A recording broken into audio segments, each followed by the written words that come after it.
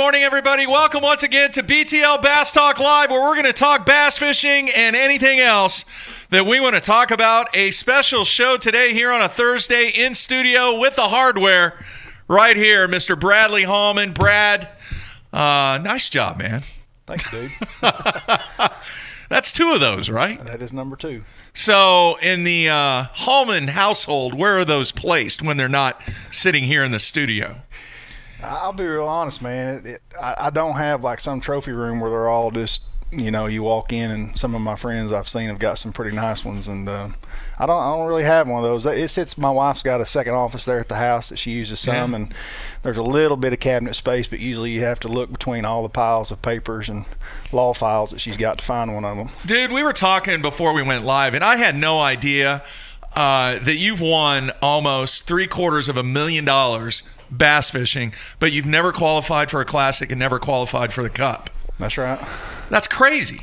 Yeah, well, maybe this year will be the year. All right. Well, you're well on the way. Obviously, we want to talk about what went down at Lake Lanier, and we were talking once again before the show about the incredible act of catching the amount of spotted bass that you did.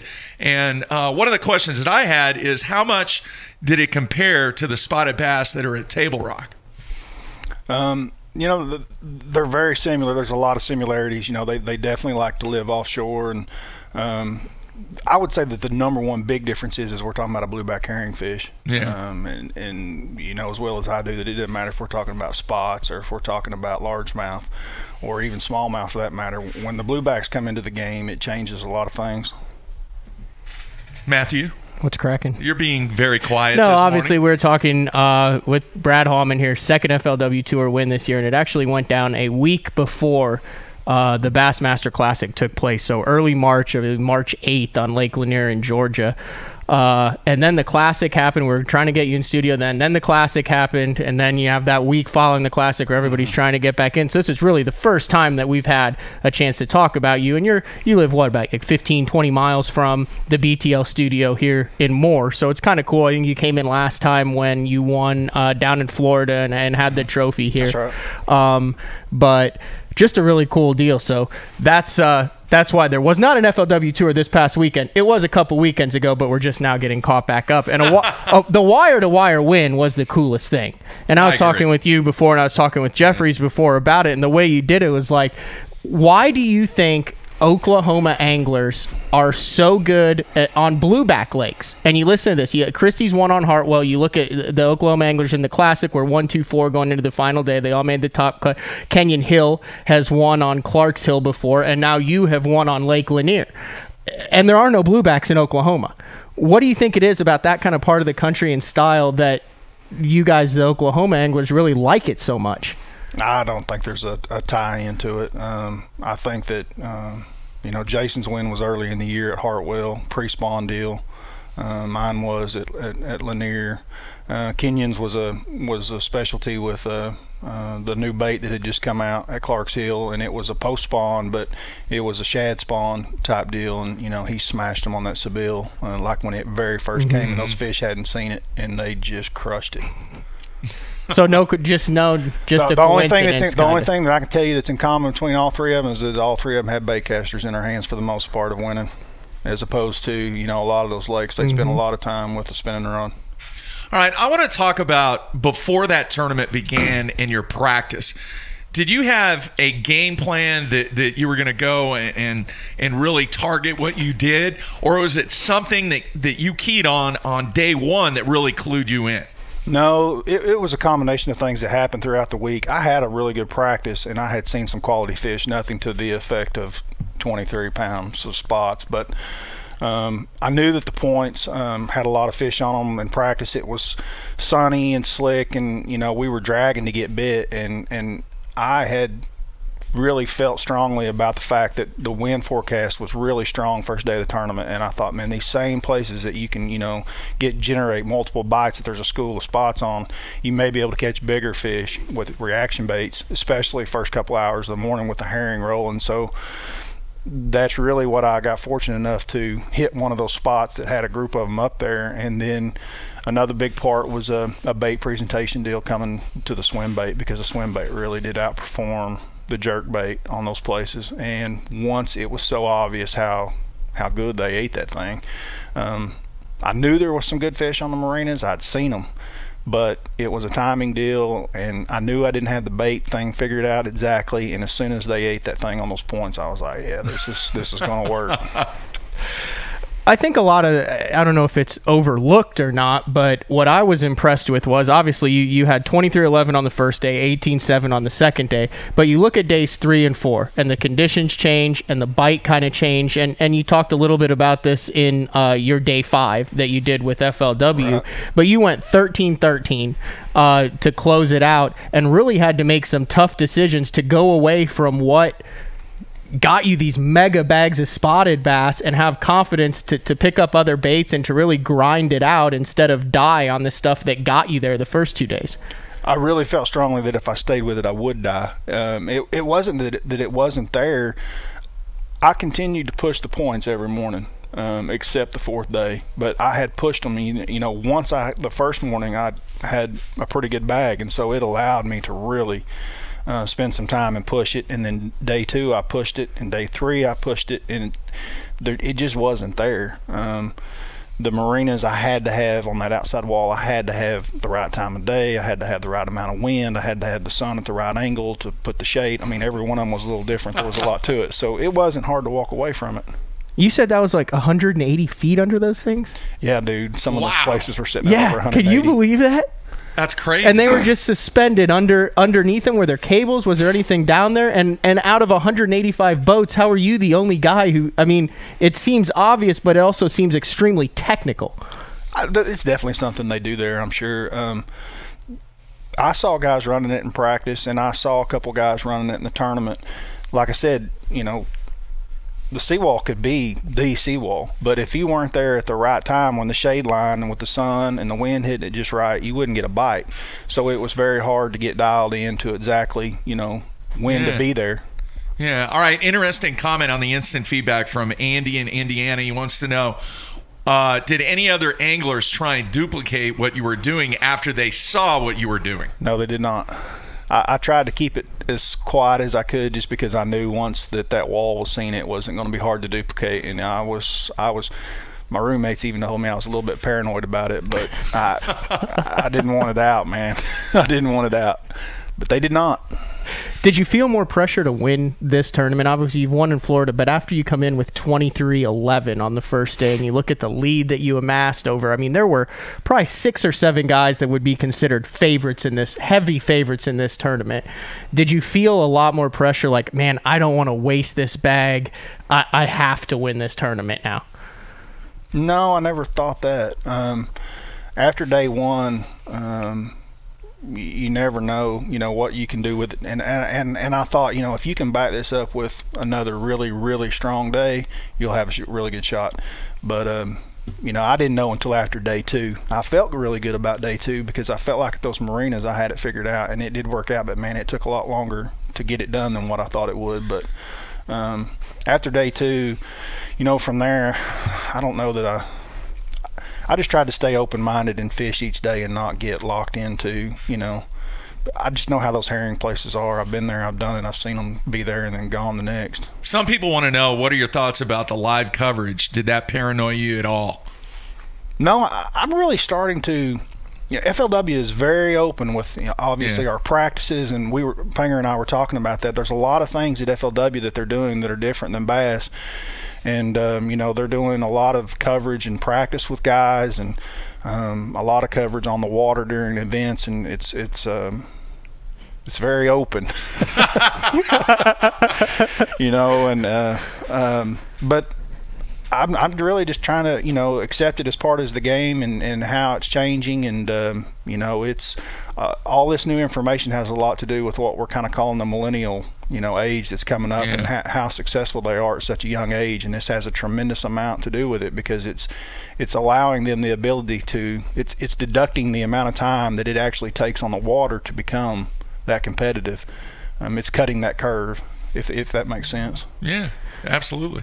One of the questions that I've kind of wanted to know is, you fished the Elite Series for a number of years, and then you took like 5 or 6 years off. Then you came back and you opted to fish the FLW Tour in 2016. Obviously, it was a good decision. You've won $250,000 over the past 3 seasons, 2 FLW Tour events. What was it in your career, in your fishing career, in your life, that made you get back to fishing at the tour level? Because, I mean, you were winning, and doing well around the house here and working and stuff. What was it they said, I want to jump back in at the tour level into 3 years ago? You know, I think I fished the six years on the Elite Series. The last 2 years that I was there, I don't know, man.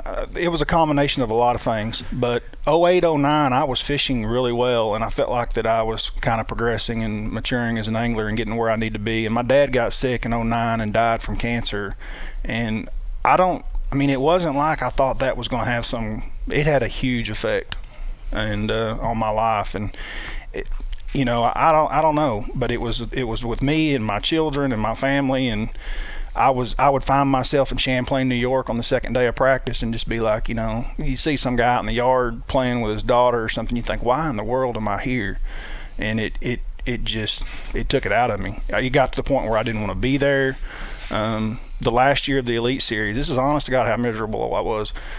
There were many tournaments that I would have fish 4 or 5 a limit, and I would literally throw them back in the lake instead of weighing in. I'm talking, wow, 3, 4 events into the Elite Series. How many guys do that kind of stuff?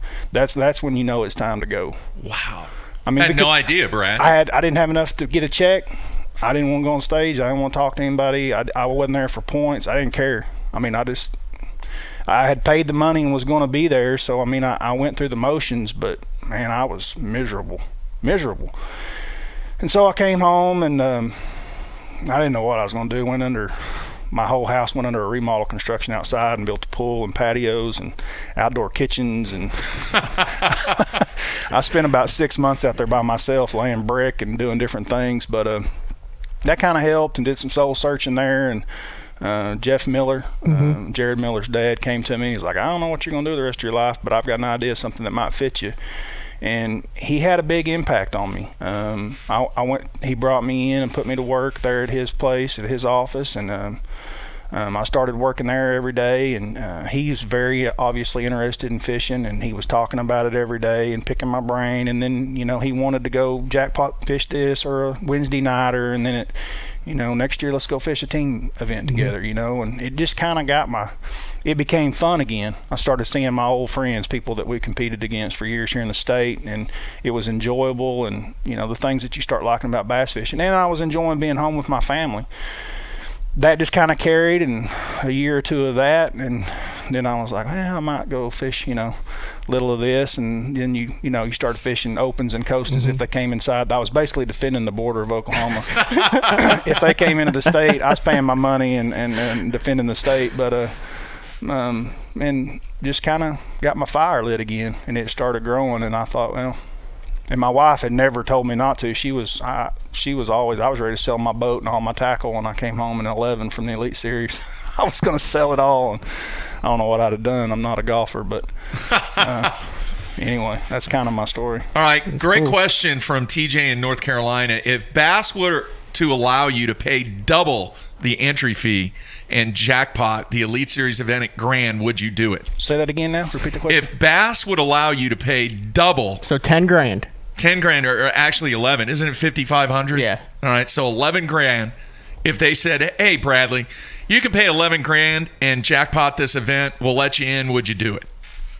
Just a straight up Elite Series event? Yeah, the one that's coming. The one that's coming up at the end of April at Grand Lake. He would do it. No, I probably would not. No. If you'd asked me this question 4 years ago, I'd have probably said yes. But the blueprint's out there now, man. It's probably, they're trying to hit a sight fishing event. It's what they're trying to do. They want to film a sight fishing event. That's what they want to do. And the blueprint's there. I've done it, been there, and then I've seen it afterwards. And there's too many guys with the deal. Let me ask you this. There's been discussion on social media and message boards and all that about what is taking place at Grand Lake. You're obviously one of the best sticks on Grand Lake here in Oklahoma.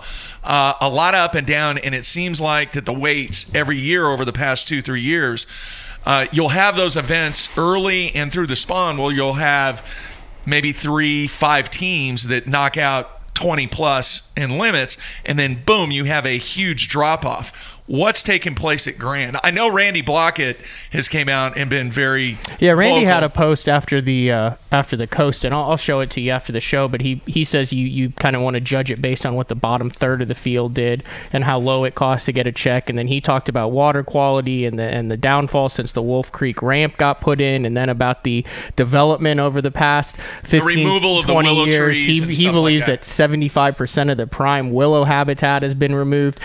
It didn't sound like it was great for Grand Lake moving what's your forward. thoughts, Bradley? I think it's a combination of a couple things. First of all, we don't ever want to take tournament results on Grand in the month of March, especially early March, as a rule of where we're headed at scale. Correct. It historically has been, they'll bite real well in February. You get to March and it's like, the few fish that you do catch are big ones, and so the problem is getting bit, but if you do catch one, they're good ones, and that's kind of what you saw on the Costa. Mm-hmm. But with that being said, I do think that, there's some problems up there. The fish population doesn't seem to be what it was 07, 08, 09, when you saw a lot of guys with 20 pounds. All lakes go through cycles, and Grand's obviously, headed in a downward turn, but we know that it'll get there and come back. I personally believe that there's two things that I think are big. One is a lot of the construction that's gone throughout the lake, and I'm looking at a long range deal here. A lot of buckbrush and bushes and willow trees that used to exist don't exist anymore, as far as cover that people have taken out to build docks and houses. And the big one to me is the lake level change. They've changed the lake level. It used to be they held it at 745 in the summer, and that was summer pool. They pulled it down to 742. 742 summer pool now. 742, there's nothing in the water. Horse Creek and all these places that had all these bushes and willows are now dry, and so when the fish spawn, even if they're in the willows, if say it's in the springtime and we have a spawn, the fries all pull back out to the bank, and there's nowhere for them to hide and stay and grow. Whereas in years past, they all just stayed in those trees. I mean, they could go in there a long ways and stay all summer and have protection without getting eaten. And it gave them the opportunity to grow and become a mature fish before, they were pulled out. I think that is a major player. I'm going to say this. I spent spring break, we spent 4 days on Monkey Island. And with the construction and the area of the new Wolf Creek launch, Monkey Island during spring break was a ghost town. And to me, it felt very, very sad that when you drove by Martin Landing, there were 2, sometimes maybe 4 boats there. And man, I remember back in the heyday, you would have to park in the field across the highway when there was a tournament there because of the situation at Martin's. And I honestly, Brad, I was shocked that there were not more boats. And I know it was spring break, but just from a recreational standpoint, it kind of brought a tear to my eye that the activity that was taking place on Monkey Island just wasn't what it used to be. And I think it's because of the relocation where all the tournaments go out of there in Wolf Creek now. Yeah, absolutely. I can see that. It was sad. It was sad. How many fish came out of we called it the Tunnel of Love. The little hole there? Yeah, there at Martin's. Yeah. That actually makes the Monkey Island. Yeah. It's crazy how many fish have come out of there. And then, obviously, just outside of Martin's, we called it, do you remember Larry Mann? Do you remember he was like 7 years old, and we would call it the manhole because in the winter jackpots there, he'd have one fish. And he'd pull up on the community hole just outside of Martin's, right there on all the flat rock that takes place over on the west side. Yep. And he'd have 22, 23 pounds and just blow everybody away. So that was commonly referred to as the manhole. But it did. It was really Now, I'm not slamming what's going on over in Wolf Creek because it's an outstanding facility and everything. Absolutely. But the amount of activity that is taking place on the island now just isn't what it used to be. GRD still does a great job. Always has. Absolutely. I mean, they do a phenomenal job. They've got trailers there. 9 times out of 10, they're moving fish. They're not always released in Wolf Creek. They transport them around the lake and release them in different parts and try to help. I mean, they have done this for years. They are the most proactive group that we have in the state of Oklahoma. We won't go to any of our other great fisheries and see someone there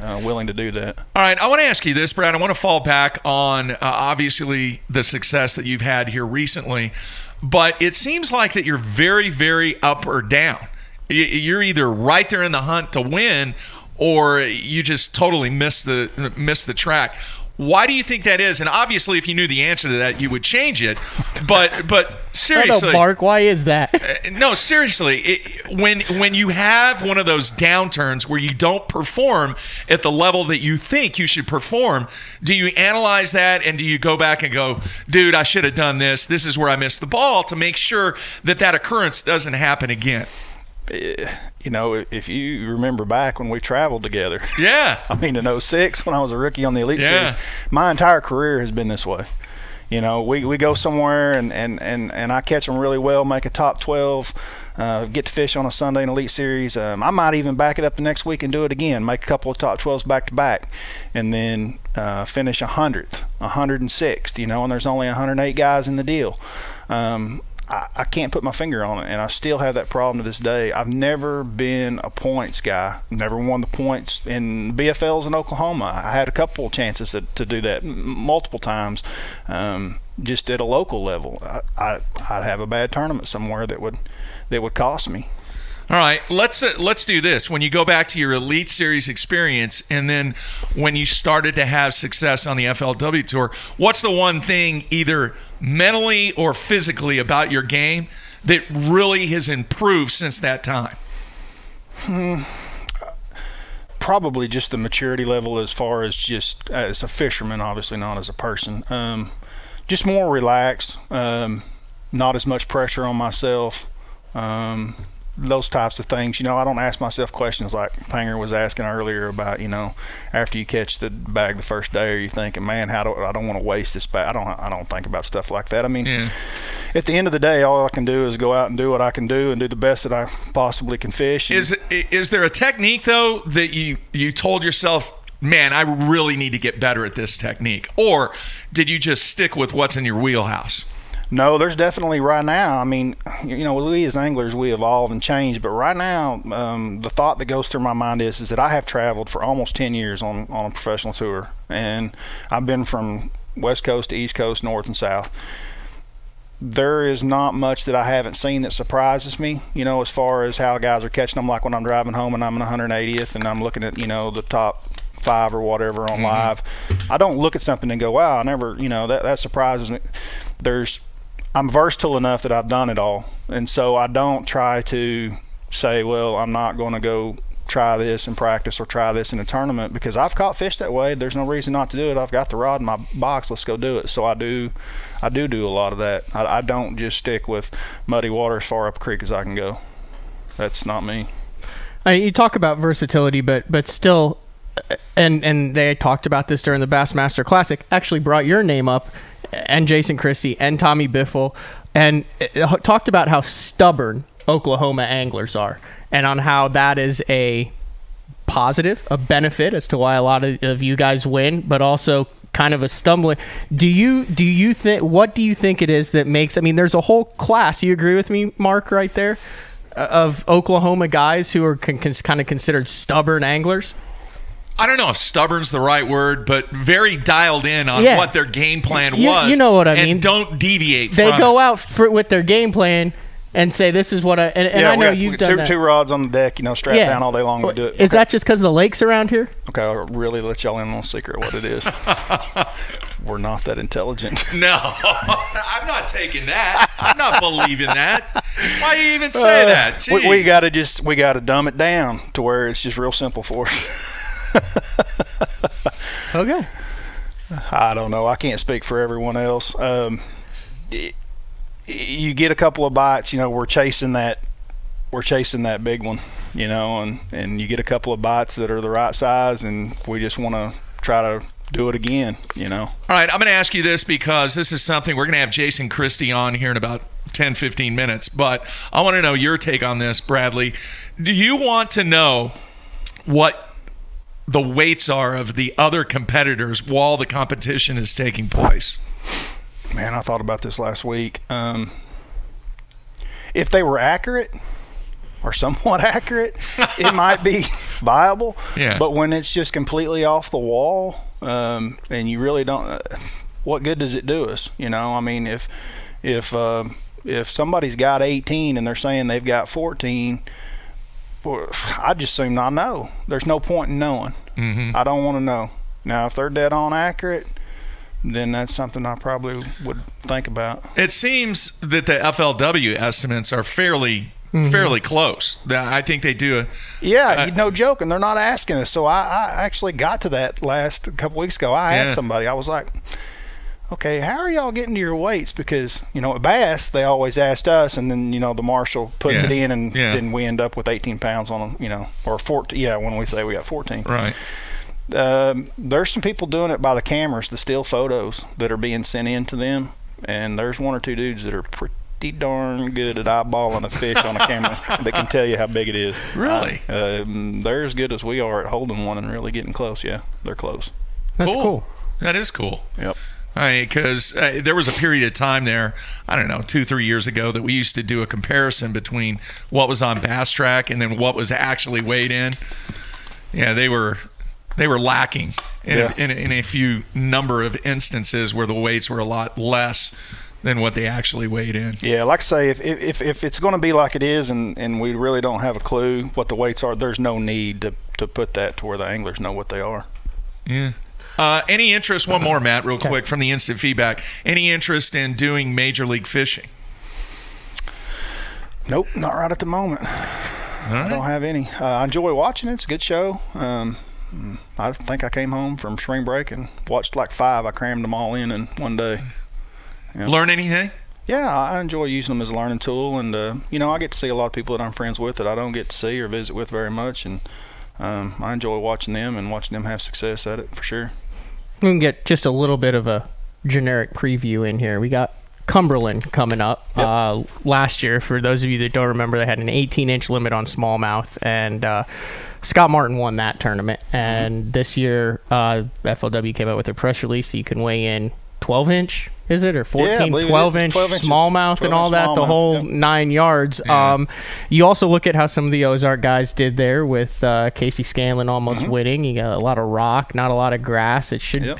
You would think this would be another derby coming off the Lanier win that you would have a really good shot at. Absolutely. I'm really excited to go. The smallmouth there were incredible. I didn't play with them a whole lot. I did some other things there last year that probably weren't really, it wasn't time I was trying to sight fish too early, really, is what I ended up trying to do there. This one's probably going to be more of a sight fishing event than that one was. It's a little later. I think it's a week or two later, but really looking forward to going. Smallmouth are going to change the game there because there were so many that were thrown back. That place is loaded with them, and it's really got some quality smallmouth in it. 33rd in the points now. You've had 2 wins in 3 years. You've talked about how you haven't made a championship. You've got 4 events left this year to make the Forest Wood Cup. Is that your goal now?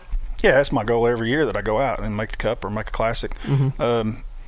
I just got to fish clean, you know. I've got to fish well and make checks, and the rest of it will take care of itself.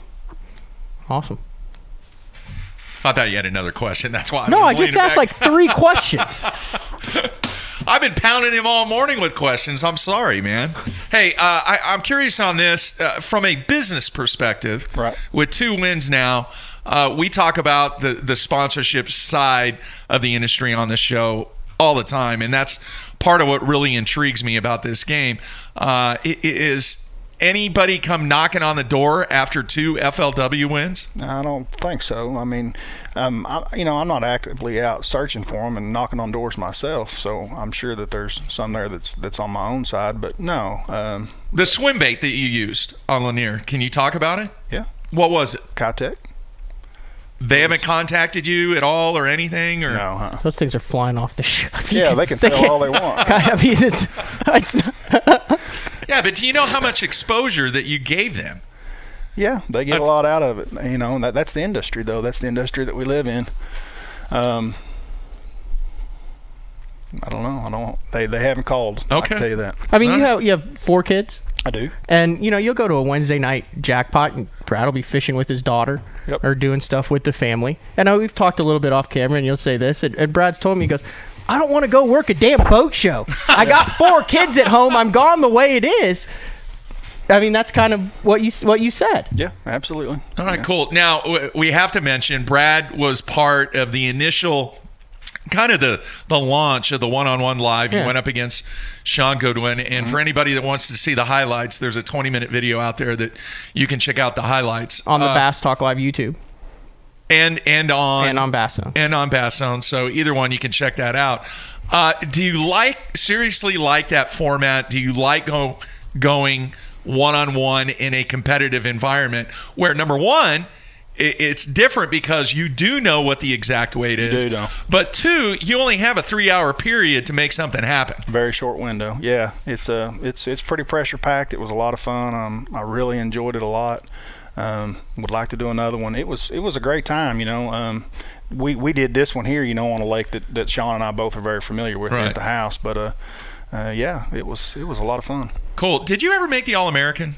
Yes, I've made the All-American. Okay. Once, twice? Once. That's a pretty cool derby, isn't it? Don't they like give you everything? And your next host actually got me there. He called me with next guest. Yeah, he called me with an idea that he used to, you know, back in the day when we were at home, you know, he was coming up with ideas of ways to do different things fishing, and he called me, and I think I was actually on the Elite Series at the time, and he called me and he said, hey man, I got this idea for you. You can pay your money, you know, and all that stuff, and then you won't have to fish any of the tournaments, but you can just go to the wild card. The Brad Hallman rule because of this. Anyway, continue. So Jason had this great idea, and so I did it. I called the FLW and I paid all my money for the BFLs. And didn't fish any. No. And, but they called, you know, I went to the wild card and then qualified through the wild card. So one weekend and got me in. Where was it? Where was the, not the wild card, but the All-American? All-American was in Arkansas on Lake. Washita? No, not Hamilton. DeGray. DeGray. The boy that still fishes FLW won it. He's from Lake Lanier. I can't even remember his name. Anyway, but after that, they changed the rule that you can't just pay your entry fees and fish the wild card. Yeah, pretty much. I think you have to fish a couple of events at least now or something. All right, very cool stuff. Now, we're going to have Jason Christie on via the phone here just in a few minutes. Bradley, you're welcome to hang around if you want to, or if you have to get back to work, understandable, but awesome piece of hardware there. Now you have the bookends, man. Thank you very much, man. It's been a fun ride. I'm really enjoying fishing right now and the sport and everything that's going on. I appreciate you guys having me on. You guys always do a great job. Hey, anytime, man. You can come by here anytime. Anything else, Matthew? No, he's got the BFL win. He's got the Costa win, and he's got the 2 tour wins. Yeah. He's covered it. He needs to go fish the Federation, the TBF now. They got a back door where we can pay some entry fees and just let me in the championship. I think they have a Hallman rule in that one. Okay. All right, everybody. We'll be back with Jason Christie. Everybody, stay tuned.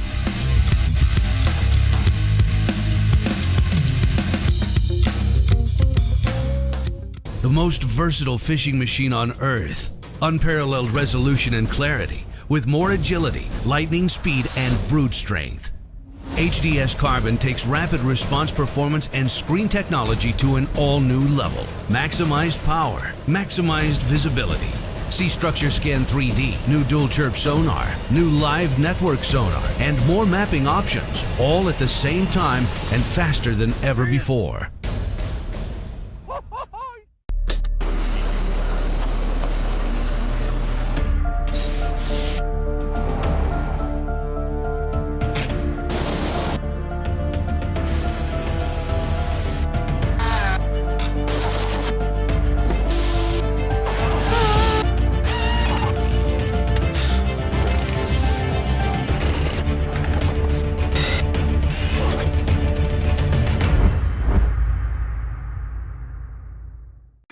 Pros depend on hydraulic jack plates to get the best out of their boats. Do what they do. Demand Atlas performance. Atlas gets you from the bottom to the top in less than 8 seconds, even with the big 4 strokes. And when you gotta turn right around and get that heavy load back up in rough water, Atlas's innovative design and American-made components will get you there with confidence.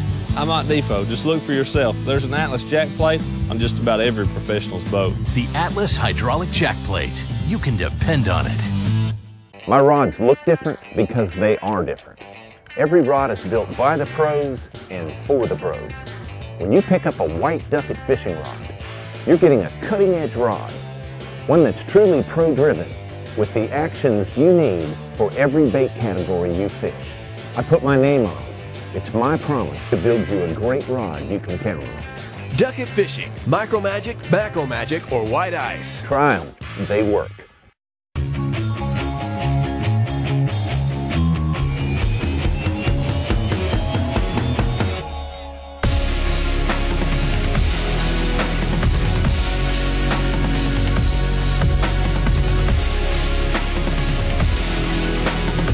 What's up, guys? Scott Martin here, Team AFCO. Hey, if you want to have a chance to fish with me at a lake near you, well, check out the link below. It's going to be a lot of fun, guys. More Bassmaster Classic anglers use Lowrance than any other brand. Do you know why? Because it wins you these. 7 consecutive wins by a Lowrance angler in the Classic. That's pretty special.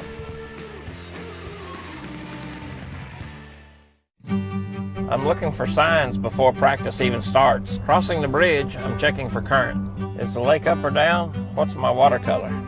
Bird activity tells me where the shad are before I ever launch my boat. Sometimes the best things hit me right in the face. The pesky biffle bugs. There's always a hatch on your lake. Made in America by Jean LaRue Lures. Dang bug juice, it's everywhere. When I talk about Sunline, I think of one word: confidence. Sunline FX2 is what I use for all of my frogging and flipping. S61 braid, which braid plays a big part in fishing line. Shooter, I'm going to use in those close quarter deals like flipping and pitching. One of my favorite techniques in fishing the tournament trail is to fish offshore ledges. We have taken the questions out of the equation. Take my word for it. It works. It works, dude.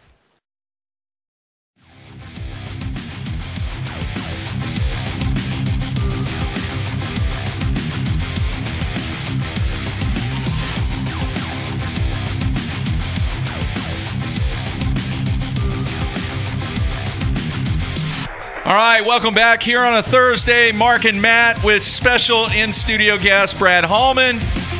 And really looking forward to this next segment, Matthew.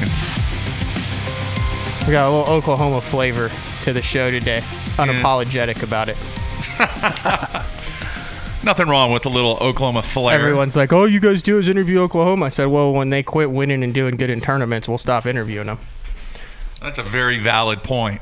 All right, our next guest, the man that has been very, very dominant over the last, 5-6 years. I know he's taken a ton of my money. Bradley, probably one of the best guys ever to fish Grand Lake. You agree with that? Yeah, I was going to say for 20 years. But Yeah. Taking your money for 20 years? Is that? Yeah. All right, let's bring him in. Jason, you there, man? Let's see here. How are you guys doing?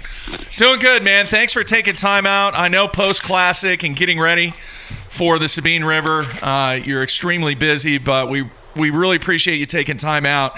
And first of all, I just want to say, man, it was very, very exciting to see what went down at the Classic this year. I know very disappointing, but at the same time, the drama that was created and the conversation that has been discussed with many people in the media, a lot of the fans and everything, has been quite interesting. So I thought it would be very appropriate to have you on BTL to where people could really hear what you have to say about what went down on that final day at the Classic. Now, before you say anything about that final day, a lot of people in Oklahoma have said, Jeffries, you're a homer. All right? You're a homer. You like talking about the Oklahoma guys. But at the same time, I want to say this, Jason. There are a lot of people out there that don't realize how much of a superstar that you truly are. All right, and I'm not kissing butt. Yeah, all right? you are. I am not. Yes, you are. I am stating the obvious. Bradley, if you disagree with me, you just jump right in there. Bradley he kind of gave you a funny look when you said that, No, he Mark. did not. Yes, he did. He did not. That's your opinion. So I really want you to be open and honest about what your game plan was going into that final day and truly tell the fans and us what happened on that final day of the Classic. Well, first of all, you know, you guys talking about all the drama. I haven't heard that. So maybe that's good. Maybe that's bad. Maybe it's because, you know, I just don't get into a lot of that stuff. I never have and hopefully never will. You know, going into the Classic, you know, at the beginning of the event, Mark Zona asked me in a private room on camera, what's my favorite thing about the Classic? And in 2 words, and I said, you're all in.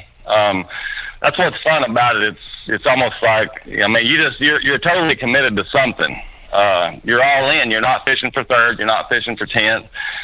The next question he asked me is, what's your least favorite thing about the Classic?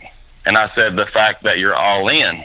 And I don't know if that makes sense to you guys, but it's kind of a double-edged sword. And going into the Classic, obviously, my game plan was to fish shallow. I felt like that's where I had the best chance to win. I mean, I know a lot of those guys had pre-practiced there, you know, and I'm not going to go out there without spending a lot of time and beat guys like Ayler and those guys that spend a lot of time, Aaron, those guys that fish out there deep. So long story short, my game plan was to fish shallow.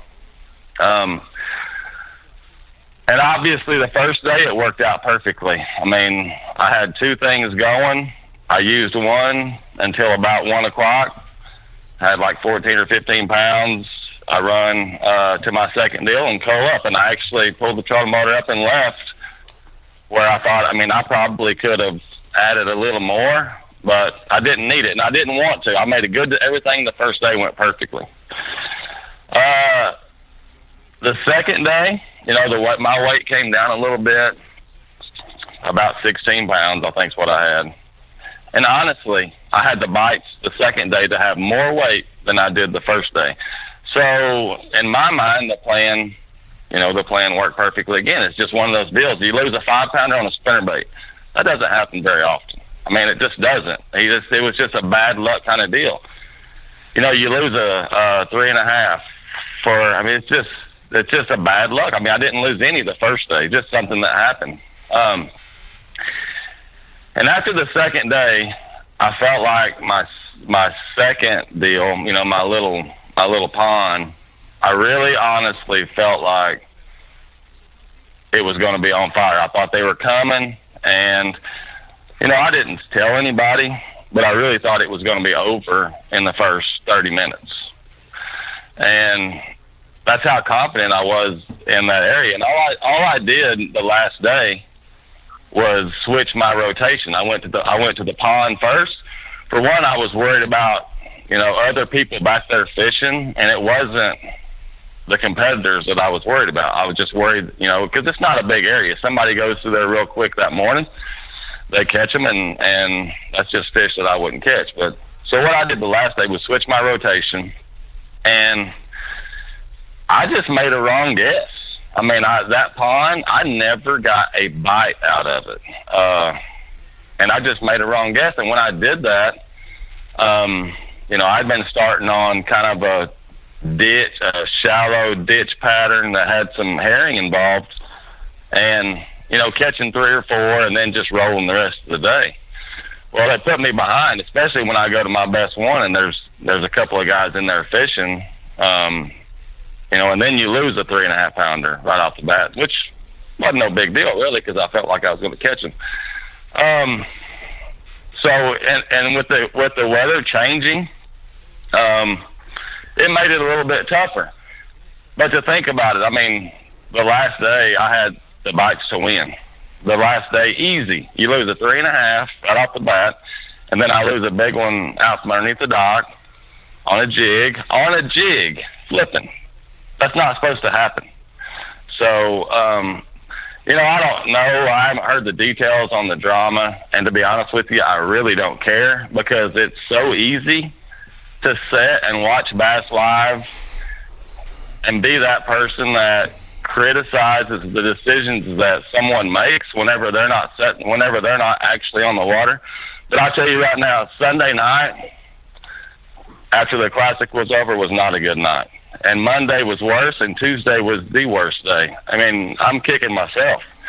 But I slept a whole lot better than I would have if I would have picked up a spinning rod at 9 o'clock and went and caught 11 pounds, played it safe, and somebody came in, which I expected 100% to happen. Somebody came in with 18 or 19 and beat me with something in my hand that I didn't want in my hand.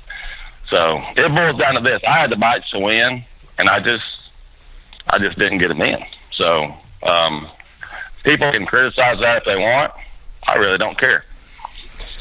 Jason, one of the things that I was impressed about was the composure that you showed as the day progressed. You have a camera on you live, then you get in the truck, then they have a camera on you in the truck as you drive back to the arena.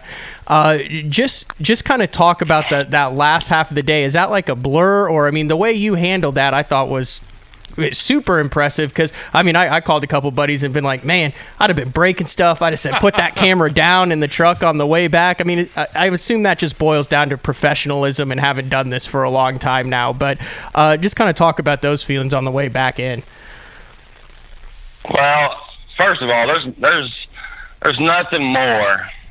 I mean, there is obviously more in life than the Classic, but, you know, to win the Classic would change. I mean, it would just change me. It would change. So I want it bad. I want it for myself. I want it for, you know, my family, my mom, my dad. They support me. I want it for the sponsors that's been with me for 20 years. They were with me before I was anybody, and I'm still not somebody, but before anybody.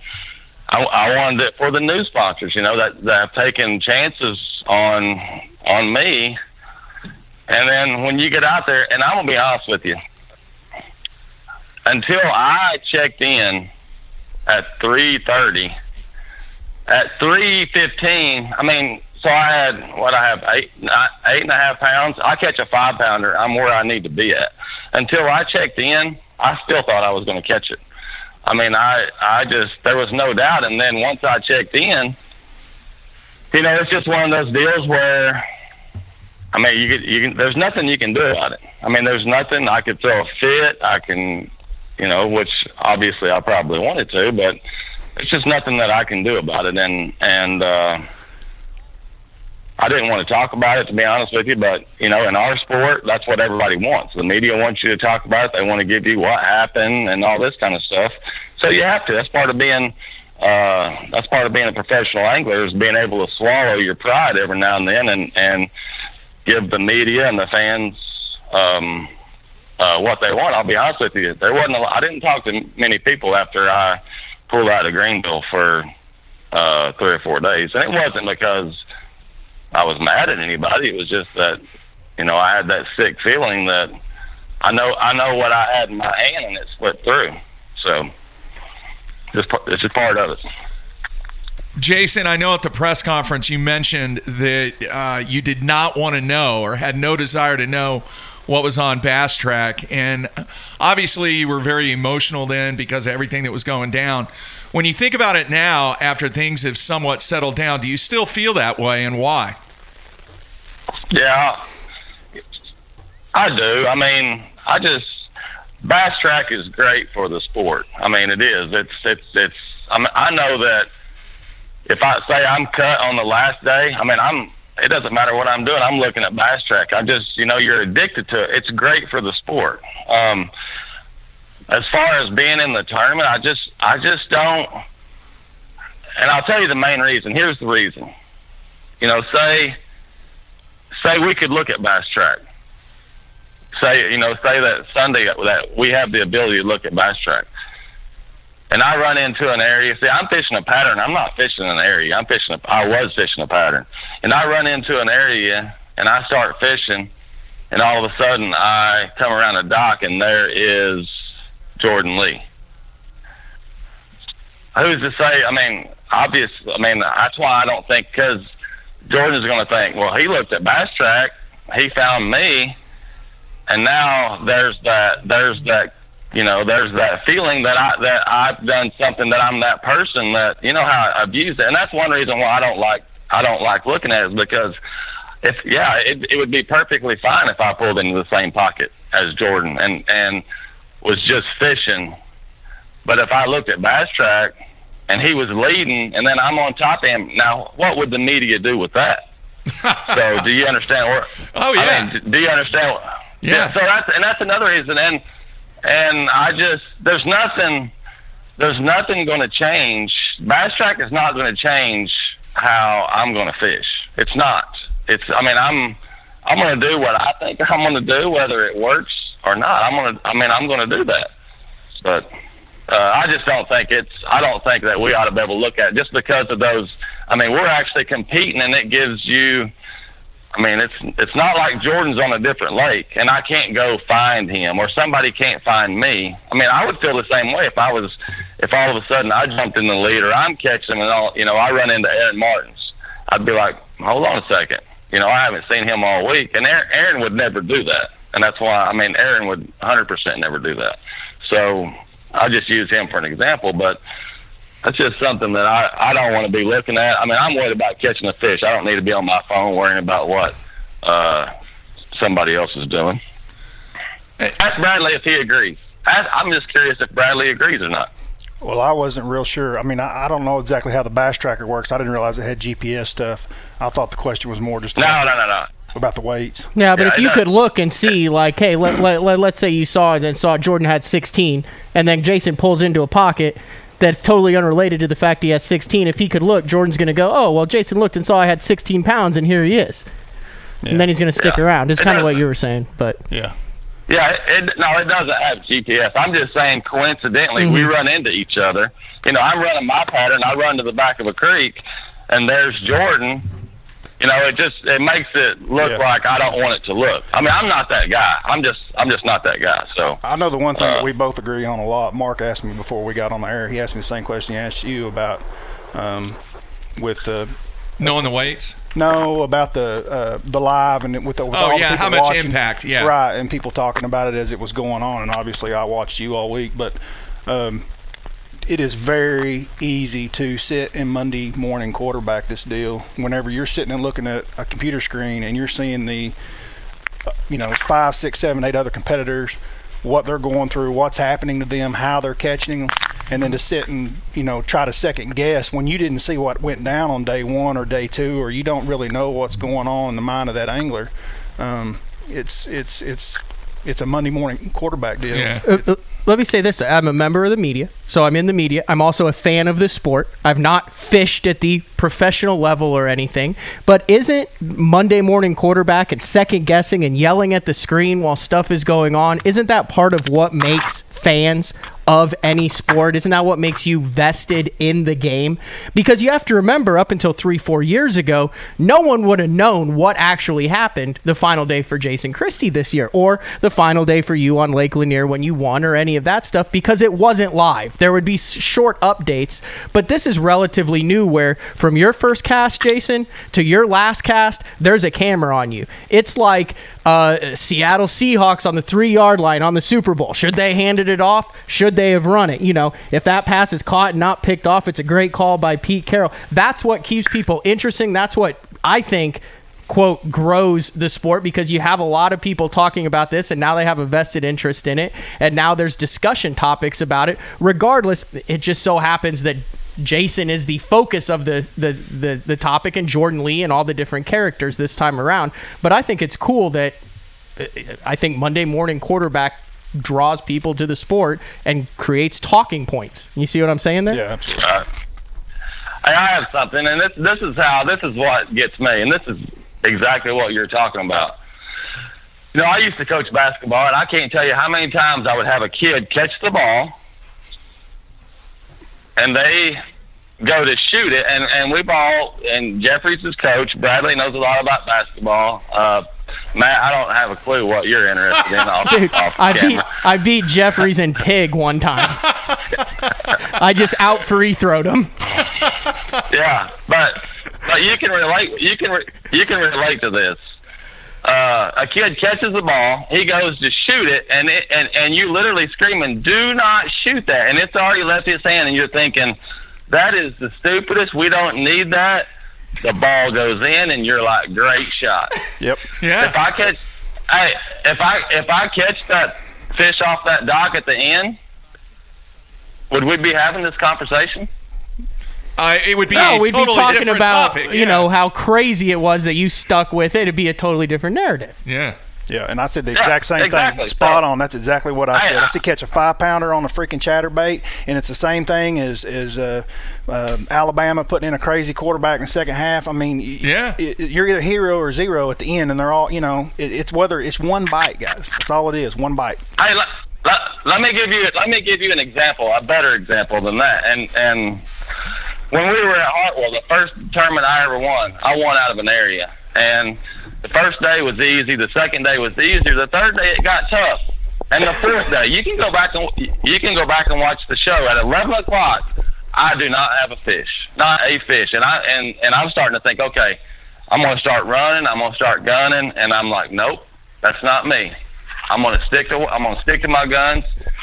I caught a nice bag of fish in the last 3 hours. Won the event. That's how I fish, and that's how I'm going to fish.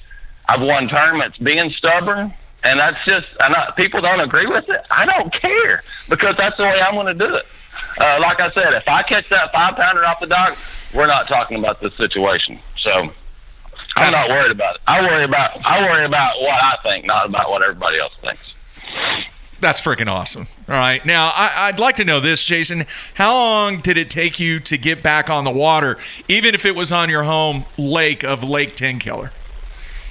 I didn't go. I went Tuesday and Wednesday, so over a week. I had a buddy that it had to be done this week, and you know, we fished yesterday and the day before, and yeah, I don't plan on fishing again until I may take my dad. I think my dad and I are going to go fishing tomorrow, but we're going to fish for something to eat rather than some bass. That's right. Little crappie fishing? Little crappie fishing. Yeah. Yeah. That's good. Yeah. Yeah. All right, Matthew, anything else? No. This has been really good. We'll see you at the Slugfest at the Sabine, I think is what they're calling it now, Jason. Yeah, the good thing about it is somebody's going to win. And Bradley, I watched some clips of your win, and I want to say I'm highly impressed. Well, thank you, man. I appreciate it. I watched you all highly the Classic, impressed. And I felt terrible at the end of it. People say, "How you feel?" I'm like, dude, it's terrible for him. I felt bad, but yeah, it's I hadn't talked to you in a while. This is kind of a group of guys. We're all here in Oklahoma. If you're listening, we all are obviously very familiar with each other and have done a lot with each other through the years. But Jason and I have been friends for a long, long time. Yeah. So after the first day, whenever you were leading that deal, you know, we're fishing a lake that's similar, and Edwin comes in and we're both talking. He goes, "I wonder how he's catching them." I said, 100%. I know without a doubt. I would bet my life on it. He said, "What?" I said, "Little brown jig, guaranteed." Yeah. Without a doubt. Yeah. And then I see the footage, and I was like, "No, I think I was wrong on that deal." Yeah, I actually went there with the LBJ in mind. Little brown jig was what I was wanting to throw, but you know how it is. You go somewhere and you think you want to do something, and it never works out that way very often. But yeah. All right, Jason. Yeah. Hey, one thing I do want to mention: we are set for our next one-on-one live, and it's going to be you going up against Brent Ayler on a lake here in Oklahoma. We're not going to mention the lake, but obviously it's not going to be Grand Lake. It's going to take place prior to the Grand Lake event. So I know a lot of fans and a lot of people are excited about seeing you go up against Brent. And just want to say thanks for doing that, and it's going to be a cool deal. Can't wait to see how you adjust and make things happen on that. Matt? You know the only stipulation for the one-on-one, right, Jason? I vote Lake King Killer if I have a No, Is that all right? no, it's you versus Sailor, but the only stipulation is you can't fish shallower than 30 foot, and Brent can't fish deeper than 5 foot. That's not true. That's not true. All right, man. Did you fill? I got to ask you this: did you fill a bracket out? I did, and that's funny that you say that. You know, we're at the Classic, and I have a pretty serious bet on this bracket, and it came down to the last game. If Kansas lost, then I would win, and of course Kansas won, so I lost, and this I lost the bet, and it's not good to lose this bet. So, was it? Can you say who was it with? Was it with Edwin? No. But what was funny is I had like at the beginning of the Sweet 16, I had like a 50-point lead, and I was, you know how you do whenever you get a 50-point lead, you kind of start running that jaw a little bit, and I ran the jaw. I started running the jaws, and then I ended up getting beat. So hopefully it's not. That's what happened. That's huh? Oh, I was just saying, hopefully it's not with like Uncle Vinny in Vegas. Your bet. No. It was only $2, but it's a pretty important $2. So. All right. I did fill one out, and you know, we used to do that a lot whenever I was coaching. It was funny because there would be a whole bunch of us fill it out, and there would be a second grade teacher or a kindergarten teacher that has never watched basketball that would win every time. So, yeah. I'm not very good at guessing on the games. All right, man. We really appreciate you taking time out today, and we will see you at the Sabine, and then obviously with One-on-One Live coming up in April. So best of luck to you. Be careful. Have fun with your dad crappie fishing, man. Awesome. Thank you. Appreciate it. I had good visiting with you guys. Bradley, good luck the rest of the season. Same to you, Jason. All right, there you have it. Good. See ya. All right, there you have it. Jason Christie, very candid, very upfront. I mean, you gotta love what he said, man. Same dude he's always been. No changes. Yeah. So many people, Bradley, here in Oklahoma that have fished and worked their way up to either tour. Is Jason probably a top 10 guy of all time here in Oklahoma? Do you think? I'm surprised you asked the question. I'm throwing it out there. There's a lot of guys over the years. Top 10 all time? Yeah. Without a shadow of a doubt. Yeah. Without a doubt. Maybe even top 5. Yeah. Top 5 all time. Can you remember, all right, the first tournament that you competed against Jason? Do you recall any time? It had to be probably a BFL, wasn't it? Yeah, or some team event or something. It would have been somewhere in the 90s. Yeah. That's how long it's been. It's been a long time ago, for sure. I don't remember a specific event. I do not recall. All right. Matthew, anything else, man? No, that was pretty cool. I was really impressed with how Jason went about that it was and awesome. said that. And, I mean, he talked about some stuff. He could have not talked about some stuff. And man, he's a fisherman. I mean, we all go through it. I mean, there's a lot of frustration built up there. And we all come home and we all think about, how things went, and it's the same thing as what he said. I mean, you're not going to change what he's doing. I mean, that's how he got to where he was. You dance with the one that brung you, right? Yeah. That's the Oklahoma saying. Yeah. Yeah, absolutely. All right, man. So when are you leaving, Bradley? I think I leave next Friday for Lake Cumberland, Kentucky. Smallmouth 101. They got all 3 there, right? They do have all 3 species. They got some big spots there too. I saw them last year on the bed. They are hard to catch. I bet you were not a happy camper coming in after staring at those for 8 hours and not catching them. They are aggravating. Throw the rod at them. Jeez. All right, everybody. I want to thank Jason Christie for coming on. And if you didn't catch it, make sure you check out the replay. Also, make sure more reviews on iTunes. Make sure you rank us, rate us, and write a review on what we have going on. And make sure, it's been 2 months now since we started our YouTube page. We're kind of on the late train on that. The other thing is, Matt and I looked at some vintage video, and we're going to start putting some old vintage stuff out on YouTube for you to catch. So excited about that. And man, we were quite green. Yeah. Very much. Well, we've been rookies. doing it for like 10 years now. So. Tuesday show, 9 a.m. We got a special guest in studio. Has been around. Haven't really brought her on camera yet. I'm going to introduce you to Izzy the cat. Mark Jeffrey's new 18-pound, 8-year-old rescue cat. Yeah. She's a big one. Buddy the cat's in a box on the windowsill. Yeah. Izzy's still creeping around. We'll put Izzy on the desk and see what happens. There's a good chance one of us might get bit, Mark. Yeah, a lot of stuff going on. Wow, a lot of stuff going on. Elite Series at Sabine, and then obviously the FLW Tour that Bradley will be at. Brad, you're welcome here anytime, man. Great job at Lanier. Appreciate it. And congratulations. Just the best of luck to you. Hopefully you'll be fishing the Cup this year, man. Thank you guys for having me on, man. Had a great time. All right, everybody, back at you Tuesday. Check it out. Everybody, stay tuned.